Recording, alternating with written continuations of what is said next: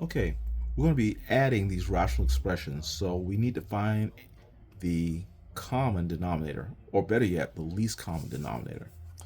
Let's kind of review a little bit about finding the common denominators. First, you need all the multiples of both numbers. So for the 6, the multiples are 6, there's 12, then times another 6, you get, sorry, should I say, plus another 6, you get 18, and then 24.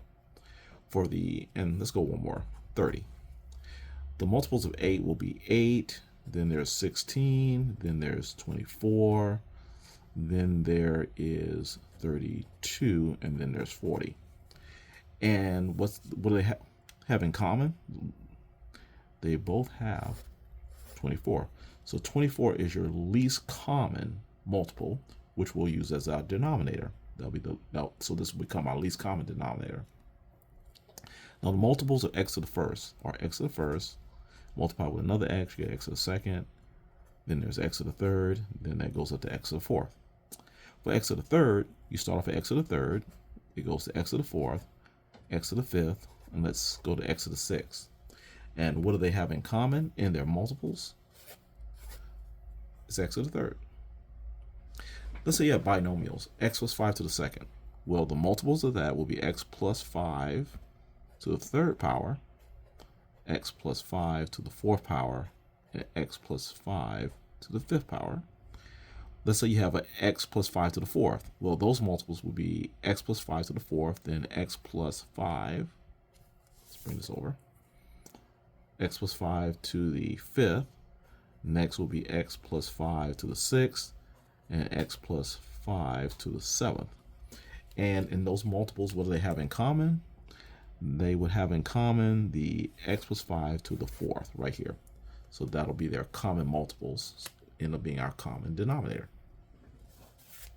So let's use that to find the least common denominators of these.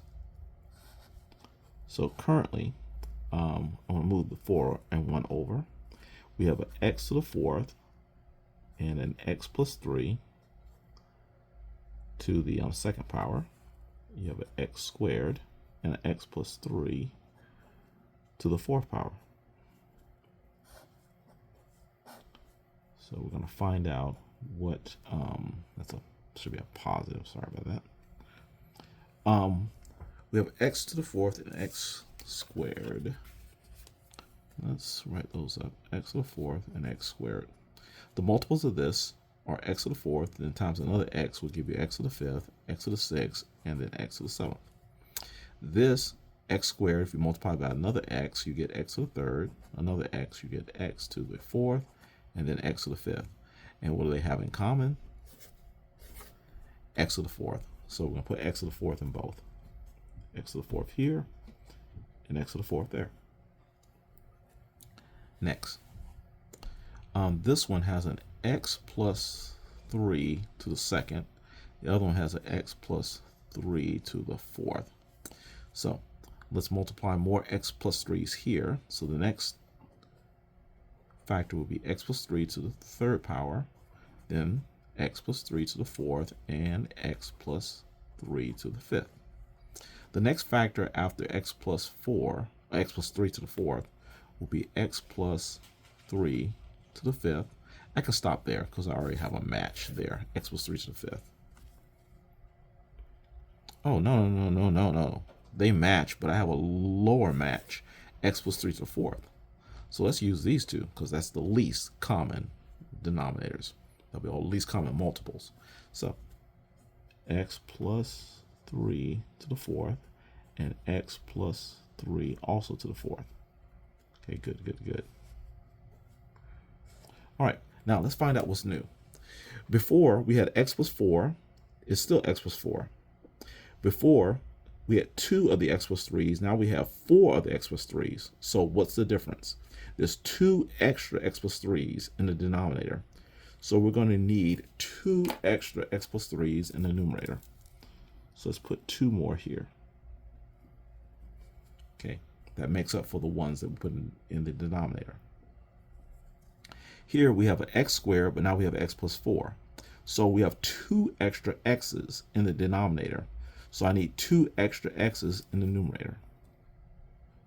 So that's 2 extra right there. And the denominator, we have 4 of the x plus 3's, and we still have 4 of the x plus 3, so it's nothing extra there. So I can't distribute the 4 across this binomial because it's squared, so we're just going to keep it as 4 parentheses x plus 3 squared. Then the plus sign. Oops, I just need an entire line here. The plus there. And then the 1x squared, we can write it as 1x squared there. And then the denominator of x to the 4th, x plus 3, all to the 4th. And that's our final answer. That fraction has been added. Next,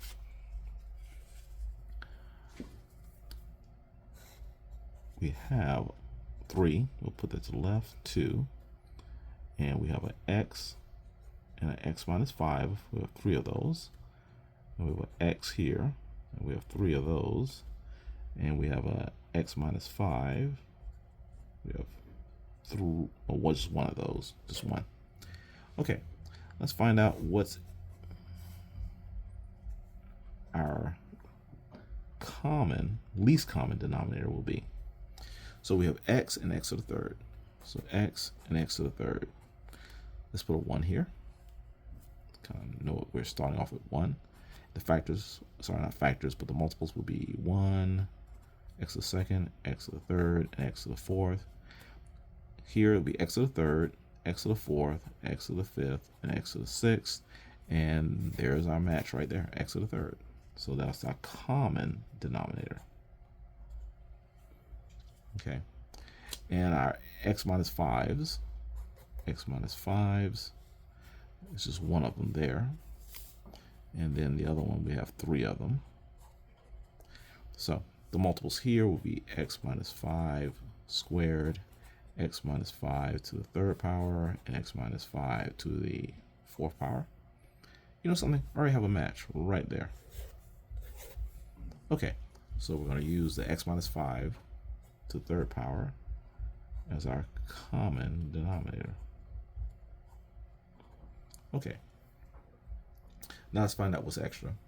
We used to have just 1 x, now we have 3 x's, so that means we have additional 2 more x's have been added to the denominator, so 2 more x's must be added to the numerator. Here, x to the third, there's 3 of them there, there's 3 of them there, so no more x's there. But x minus 5, so it used to be 1, now there's 3. So that means that this is increased by 2 of the x minus 5's.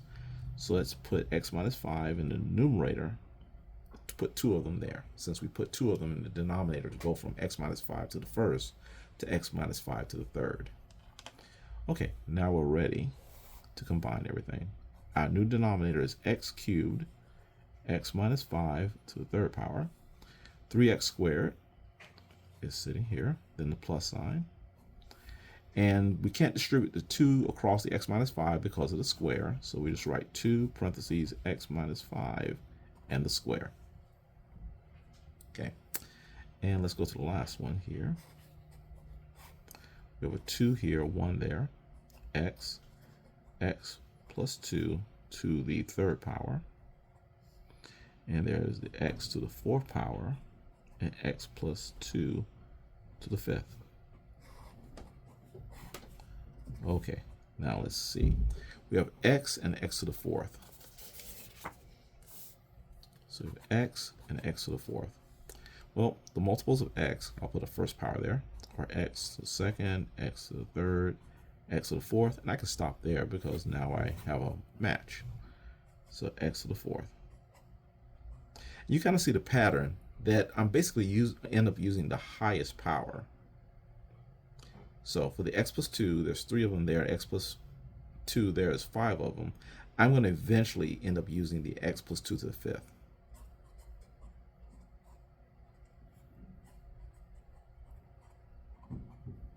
Okay, so let's find out what's extra. There used to be just 1 x here, but now there's 3 of them. Sorry, 4 of them, should I say. And that means I must have added 3 more x's to the denominator. So I'll add 3 more x's to the numerator. X plus 2, there's 3 of them there. X plus 2, there's 5 of them there. So I added some more x plus 2's as well. So let's put some more x plus 2's here. I added 2 more, so let's add 2 more there. Now the x to the 4th, I got 4 there, and x's there 4 there, so no more added there. X plus 2, there's 5 of them there, and there's 5 of them there, so no more x plus 2's was added. So I don't put anything in the numerator. So what I have here is 2x to the 3rd, and then the x plus 2 multiplied with x plus 2, then the plus sign, and then that 1 there. And the common denominator is x to the 4th, x plus 2, all raised to the 5th.